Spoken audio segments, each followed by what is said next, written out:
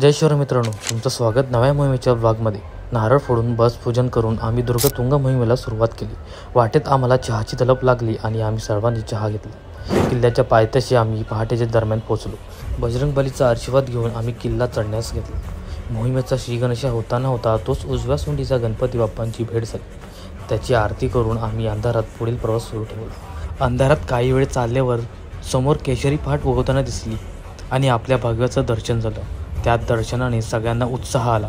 विठ्ठल रखुमाई गड सर करण्यासाठी आम्हाला बळ देत होते. किल्ल्यावरून लोहगड, विसापूर आणि तिकोना हे अगदी सहज दिसत होते. किल्ला फिरून झाल्यावर आम्ही परतीचा प्रवास सुरू केला. अंधारात नीट न दिसलेल्या गोष्टी आता दिवसाच्या प्रकाशात उठून दिसू लागल्या. किल्ल्याची भक्कमता हे नुसतं दार पाहूनही लक्षात येते. किल्ल्यांचे चौकी पहारे आजही कळून येतात. महाराजांच्या काळात शत्रूंवर लक्ष ठेवण्यासाठी आणि टप्प्यात आल्यावर त्यांचा बडीमोड करण्यासाठी या चौक्यांचा उपयोग होतो. पण उतरताना जाणवलं की